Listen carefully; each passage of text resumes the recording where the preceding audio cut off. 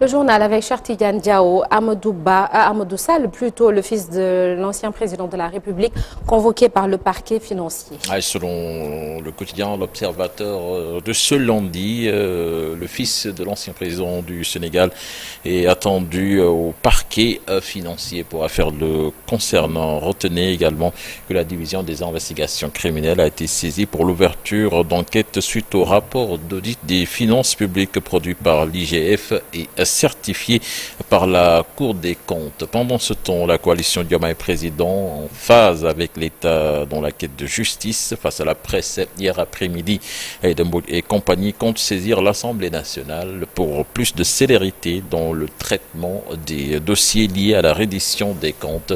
Je vous propose de l'écouter, des propos recueillis par Ahmadou Ba. C'est cette même obligation de rendre compte qui incombe aussi à tous ceux qui ont profité de leur position privilégiée sous l'ancien régime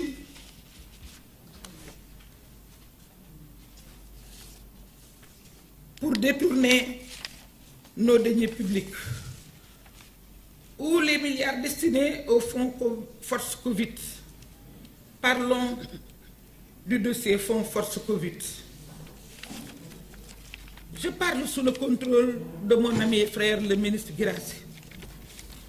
Quand le président Macky Sall a reçu tous les partis, parce que c'est après qu'il en a fait du folklore, mais quand il a commencé à se concerter, nous étions partis en tant que parti représenté à l'Assemblée nationale. Et à ce moment-là, il nous avait parlé de loi d'habilitation. Seul le Premier ministre, Ousmane Sonko, avait fait des réserves. Il avait émis des réserves. Moi, je pensais connaître l'homme. Et à partir du moment où l'heure était grave, j'ai dit que si on pouvait, à partir du palais, voter la loi d'habilitation, on allait le faire. Ousmane Sonko, on l'a à l'accompagner, disant même qu'à chaque fois qu'il nous propose un texte concernant la Covid, nous allons, sans chercher à savoir, nous allons voter le texte. Voilà ce que ça nous a amené. Est-ce que ce n'est pas cela la haute trahison? Et puis l'artiste Mia Guissé attendu finalement demain à la cybersécurité. Son audition a été reportée au 29 avril sur demande de son avocat. Il a été traîné par Mame Mactar Gueye en justice. Le vice-président de l'ONG Jamra a pour sa part déjà été entendu jeudi dernier où il a confirmé sa plainte à la cybersécurité sur Nanata. Alors, l'actualité toujours, on parle d'un Sénégalais qui a perdu la vie au Mali dans des circonstances troubles. Dans des circonstances nébuleuses, Mamadou Diak, âgé d'une 50aine d'années, a été retrouvé mort. Selon Horizon Sans Frontières, l'homme aurait chuté du premier étage de l'immeuble où il résidait. Dans un communiqué, le président de l'ONG réclame l'ouverture d'une enquête.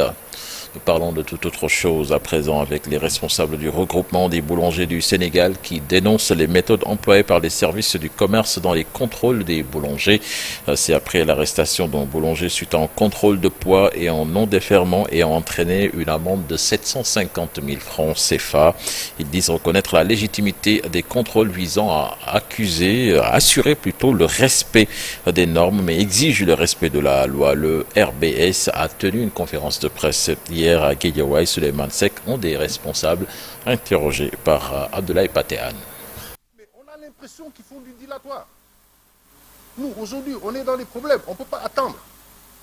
On a l'impression qu'ils font du dilatoire. Quand ils ont baissé le pain de 175 à 150 francs, ils ne nous ont pas demandé des bilans certifiés. Ils ne nous ont pas demandé le prix de certaines denrées et tout ça. Ils se sont levés un beau jour, ils ont baissé le prix à 150. Aujourd'hui, qu'on réclame l'application de la structure du pain, parce que nous avons fait notre structure du pain. En principe, le pain doit coûter 211 francs. On a repris notre structure. Le pain là qu'on est en train de vendre à 150 francs, là, 190 grammes, son prix normal, c'est 211 francs. Nous avons repris ça de la manière la plus objective possible. On est à 211. Mais donc, entre 150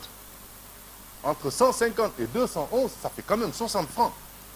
Mais 60 francs, c'est beaucoup chez nous. disent qu'ils appliquent la réglementation, mais l'application de cette réglementation-là est sélective. Donc, il faut qu'on arrête ça et qu'on y aille, qu'on joue 4 sur table parce que les boulangers ont des problèmes. Si ces gens-là ne sont pas capables de pouvoir régler notre problème, ok, mais qu'on aille voir les autorités supérieures, ces gens-là, c'est eux qui doivent régler le problème des Sénégalais. L'actualité des sports à présent, 21e journée Ligue 1, le Jaraaf Cal et l'US Gorée en profitent cher. Le leader du classement a été battu hier par Walidan sur le score de 1-0. L'US Gorée, deuxième au classement, se rapproche après sa victoire devant les HLM 1-0. Sonacos qui s'incline devant Génération Foot 1-0. La Lingard de Saint-Louis qui bat Guédiawaye FC 2-1. Oslo FA Tenguet FC match nul 0 but partout. L'US Ouakam qui perd face à Dakar Sacré-Cœur 1-0. Aujourd'hui, Agel jouera à 17h face au Casa Sport et Diamono de Fatick contre l'AS Pikine, donc en tête du classement. Le Jaraaf de Dakar qui compte désormais 2 points d'avance sur l'US Gorée, deuxième au classement. Nous parlons de la deuxième journée de la conférence Sahara de la Basketball Africa League, la journée des surprises ou de la redistribution des cartes. La SCV de Dakar, vainqueur de l'US Monastir lors de son entrée en lice, courbe les chines devant Creole Star du Cap-Vert, écrasé lors de son premier match par Petro Luanda. Faute d'adresse au fil de la partie, les Dakarois perdent sur le score de 66-63 en levée de rideau.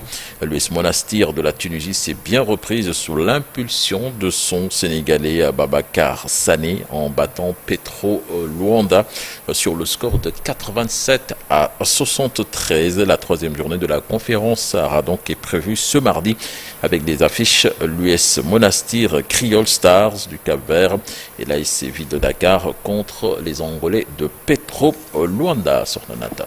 Merci beaucoup, cher Tidiane Diao. On te retrouve tout à l'heure pour la version Wolof du journal et de l'actualité nationale notamment. Alors, ce matin, un seul point dans la rubrique Un jour au Sénégal, un jour dans le monde. Ce 28 avril est célébrée la journée mondiale dédiée aux travailleurs morts, blessés ou handicapés au travail. Une journée instituée depuis 1996. Et puis cette affaire dont on parle depuis quelques jours et qui inquiète beaucoup de Sénégalais et surtout les habitants de Keur Mandoumbe dans la région de Kaffrine.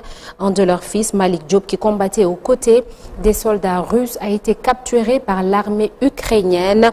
Ndeye Awa Bey, notre correspondante, a recueilli les confidences des proches et parents du jeune homme âgé tout juste de 25 ans. Ce sera dans la première partie. À suivre également la revue de presse de Chérif Dia et la météo du jour. Tout de suite, l'actualité internationale.